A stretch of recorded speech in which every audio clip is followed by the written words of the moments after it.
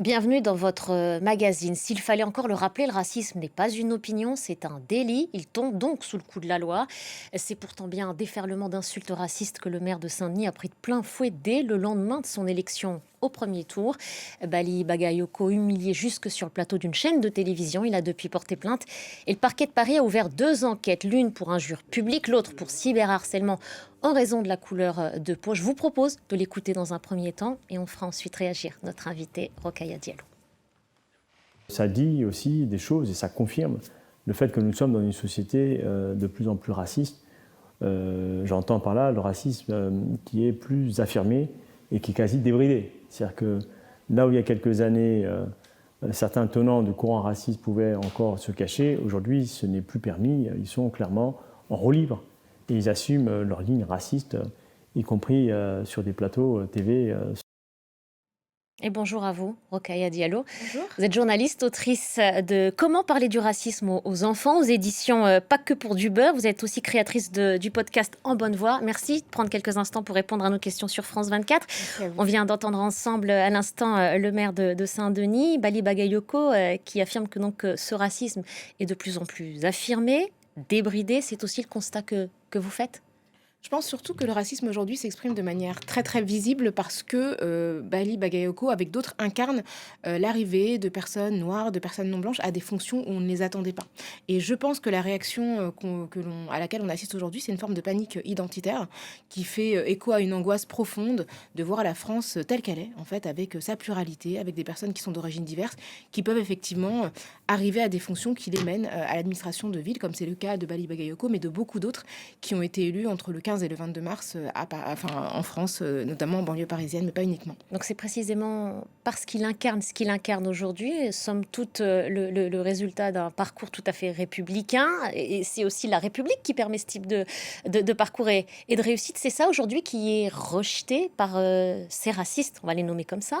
Ce qui est paradoxal, c'est qu'effectivement, c'est quelqu'un qui a été élu local pendant 20 ans, qui a eu des fonctions, qui est très très connu dans sa ville, qui a été entraîneur de basket, qui par ailleurs est cadre dans une entreprise publique, donc un parcours assez exemplaire et qui arrive à la mairie finalement à 52 ans, sans surprise, puisqu'en fait il s'est investi dans la ville depuis très longtemps.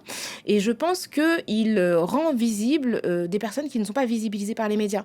Ce que je trouve intéressant, c'est que finalement, on ne s'est pas vraiment intéressé à sa campagne et qu'il est devenu intéressant pour beaucoup de personnes qui ont fait la couverture médiatique dès lors qu'il a été exposé à des insultes, à des injures. Et c'est malheureux parce qu'on a l'impression que cette ascension s'est faite dans le silence et que finalement, il n'est devenu visible que dans ces insultes. Mais en réalité, c'est le vécu de nombreuses personnes en France qui n'ont pas la visibilité dont ils disposent et qui, parce qu'elles sont à une place qui n'est pas considérée comme étant la leur, sont insultées, sont menacées, sont renvoyées à des origines qui sont réelles ou supposées parce que certains considèrent que la France doit rester blanche et que les personnes qui la dirigent politiquement, institutionnellement, doivent rester des personnes blanches. Et c'est ça dont il fait l'expérience et à quoi nous assistons aujourd'hui. Il s'est posé comme héritier de cette immigration en France. D'autres élus ont aussi vécu sensiblement la même chose et ces attaques racistes. Le leader de la France insoumise, Jean-Luc Mélenchon, a parlé d'une nouvelle France. Est-ce que c'est une formule, vous, que vous reprendriez? Nouvelle France ou France tout court qui se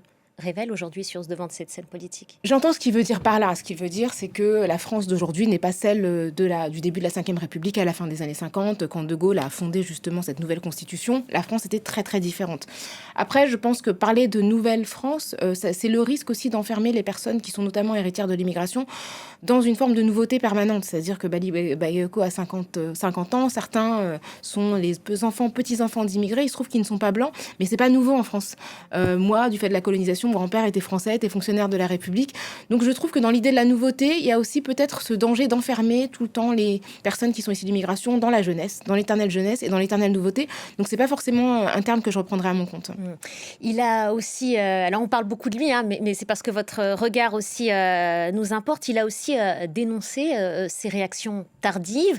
C'est vrai que les condamnations n'ont pas été unanimes et sont arrivées assez tard. Est-ce que ça, c'est quelque chose que vous comprenez aussi à travers votre propre expérience? Je dois vous dire très sincèrement, je suis très scandalisée par le peu de réactions qu'il y a eu. Les seules personnes du gouvernement qui ont réagi l'ont fait parce qu'on leur a posé la question.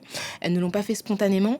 On a Et interpellé beaucoup aussi, notamment sur les réseaux sociaux. Tout à fait. On a en France une ministre qui est en charge de la lutte contre la discrimination qui s'appelle Aurore Berger. Elle n'a jamais pris la parole sur le sujet du racisme qui s'est déployé. Le président de la République, lorsqu'on lui a posé la question, a fait dire par son entourage qu'il condamnait toutes les discriminations de manière générale, mais sans précisément dire qu'il condamnait ce qui s'est produit cette semaine avec des insultes, des comparaisons quand même à des singes, à des primates, à des chefs de tribu. C'est ça qui s'est produit cette semaine. Et en fait, alors que notre président de la République, Emmanuel Macron, est quand même assez prompt à s'exprimer pour un oui ou pour un non, et bien là, on ne l'a pas entendu. Donc non, moi, je trouve que ces élus, parce qu'on peut parler de Bali Bagayoko, mais plusieurs députés, Ali Diawara, Nadège Aboumangoli et Carlos Martins Bilongo, ont reçu des courriers. On leur disait que leur place était aux eaux. Et je trouve qu'il n'y a pas eu de réaction, et c'est très, très inquiétant pour notre République. Et appeler aujourd'hui à la fermeture d'une chaîne comme CNews, vous pensez que ça enrayera cette parole raciste? Est-ce que ça viendrait de là, la solution? Qu'est-ce que ça changerait concrètement? CNews, c'est une chaîne qui est financée par un milliardaire qui a un projet politique très clair, qui est celui de faire avancer les idées d'extrême droite en France. C'est complètement assumé. Et il se trouve que CNews dispose d'un canal public qui lui est confié par l'Arcom. Et le canal qui lui a été conféré, c'est un canal destiné à une chaîne d'information. Or, aujourd'hui, CNews ne remplit pas son rôle de chaîne d'information. C'est-à-dire que si vous regardez CNews, vous ne pouvez pas accéder à une information pondérée, une information équilibrée, une information plurielle. Ce que vous avez, c'est une succession de plateaux, quasiment sans reportage, qui donnent des opinions d'extrême droite sur l'actualité avec un prisme très particulier. C'est-à-dire que sur une année, le nombre de fois où des débats portent sur l'islam ou l'immigration est disproportionné. Ce sont des centaines de débats sur ce sujet. Donc j'estime que, en tout cas, le canal qui est à la disposition aujourd'hui de CNews est utilisé pour un autre projet que celui de l'information. On va s'arrêter sur votre cas à vous, et c'est avec votre feu vert et votre autorisation qu'on a ressorti une caricature publiée dans le journal satirique Charlie Hebdo. La voici, de Rokhaya Diallo Show. Comment est-ce que vous l'aviez vécu à ce moment-là, cette image? Alors j'étais stupéfaite, c'est-à-dire que je ne m'imaginais pas aujourd'hui, en étant une femme noire dans l'espace public depuis une quinzaine d'années, que des personnes, en raison d'une opposition idéologique tout à fait légitime, me dépeindraient avec une ceinture de banane. Et je trouve qu'on est vraiment dans un écho avec ce qui se passe en ce moment, c'est-à-dire que toute personne noire qui s'exprime dans l'espace public français, est systématiquement renvoyée à ces images forgées par un racisme primaire. Donc les singes, le zoo, les bananes. Et là, de me voir à moitié nue, dansant sur une scène avec une ceinture de banane, avec une pseudo-référence à Joséphine Baker, mais une référence qui est vraiment humiliante, je trouve, pour la femme qu'elle était, eh bien, c'est une manière de me remettre à ma place et de me dire que je ne suis pas légitime pour débattre, mais que je ne suis qu'une personne qui a, comme ça, une allure un peu simiesque et qui, finalement, est proche de ces primates que l'on associait à mes ancêtres colonisés. Ils sont peu nombreux aujourd'hui, celles et ceux qui combattent réellement le racisme en France? Ils sont très nombreux, mais très peu visibles. Ce que je regrette, c'est que je pense qu'effectivement, je suis une des rares femmes noires présentes de Parce manière... qu'on vous entend souvent sur ces questions-là, oui. Oui, mais je pense qu'on est... Ça amène aussi toute la violence qui accompagne ce combat. Oui, il y a cette violence et puis surtout le sentiment de solitude dans l'espace public, alors qu'en réalité, les gens sont là. Ils sont nombreux, des personnes à dénoncer le racisme dans toutes les sphères, dans la France entière, qui le font régulièrement. Malheureusement, peu ont accès à la sphère publique et peu ont la possibilité de le faire. Et ça, je trouve que c'est regrettable. Il y a une tribune aussi publiée aujourd'hui dans les colonnes du journal Le Monde, notamment donc portée par ces élus assignés à leur héritage de l'immigration. On va peut-être le voir, voilà. Donc Bali Bagayoko, visé par des propos racistes, contester la légitimité d'un élu ou même d'une personnalité ou d'un journaliste, on pourrait aussi le transposer comme ça, en raison de ses origines, c'est déchirer le pacte républicain. C'est ça le danger aujourd'hui dans notre pays? Mais tout à fait, il faut quand même rappeler que le premier article de la Constitution rappelle que la France est une république indivisible. Indivisible, ça veut dire qu'en fait, on partage tous le même destin politique et qu'on n'a pas vocation à singulariser certaines personnes parce qu'elles ne sont pas blanches. La France n'a pas de couleur. Être français, ce n'est ni une couleur ni une religion.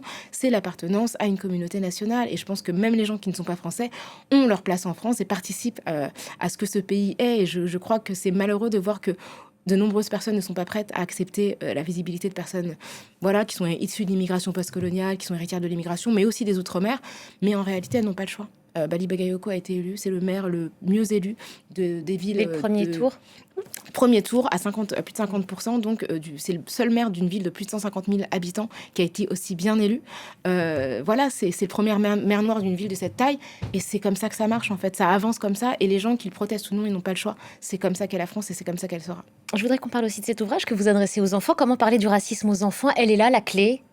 Parler aux enfants de cette question-là et en faire les adultes plus responsables et plus conscients de demain. Je pense que l'éducation, c'est une clé vraiment importante dans le sens où effectivement, on apprend très très peu de choses sur notre histoire coloniale, sur notre histoire de l'esclavage, et qu'en réalité, tous les préjugés racistes qui survivent encore aujourd'hui sont issus de cette histoire-là. Et quand on la connaît pas, en fait, on a du mal à se rendre compte de quelle manière ils sont construits, de quelle manière on peut les déconstruire, voire les détruire.